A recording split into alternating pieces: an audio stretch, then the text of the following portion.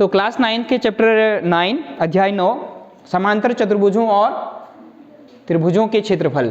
क्या है पहली कंडीशन, क्या बताई थी आपको मैंने, एक ही आधार और एक ही समांतर रेखाओं के बीच स्थित समांतर चतुर्भुज क्षेत्रफल में बराबर होते हैं। दो समांतर चतुर्भुज दिखाई दे रहे हैं, एक का नाम है ए बी सी डी और दूसरा समांतर चतुर्भुज है ई एफ सी डी।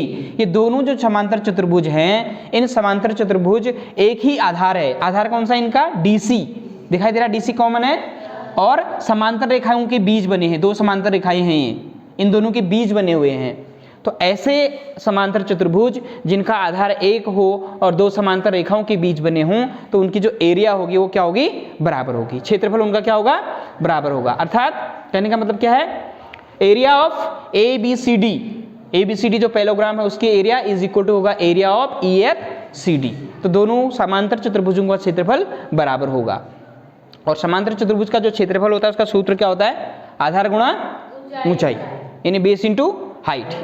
दूसरी कंडीशन है इसमें, यदि एक त्रिभुज और एक समांतर चतुर्भुज एक ही आधार पर बना हो, एक ही आधार और एक ही समांतर रेखाओं के बीच स्थित त्रिभुज का क्षेत्रफल, किसका क्षेत्रफल, त्रिभुज का क्षेत्रफल समांतर चतुर्भुज के क्षेत्रफल का आधा होता है। अब यहाँ पे कंडीशन क्या है, एक समांतर चतुर्भुज ले लेते हैं ए बी सी डी, दिखाई दे रहा है आपको, ए बी सी डी समांतर चतुर्भुज है और एक त्रिभुज बना है ई डी सी, या इसका नाम ई सी डी भी आप कह सकते हैं, एक त्रिभुज और बना हुआ है जिनका आधार सेम है डी सी और दो समांतर रेखाओं के बीच बने हुए हैं। तो इसमें जो त्रिभुज का जो क्षेत्रफल होगा वो किसके बराबर होगा, area of triangle E C D is equal to half of area of triangle A B C D, यानी जो त्रिभुज है उसका क्षेत्रफल समांतर चतुर्भुज के क्षेत्रफल का आधा होगा।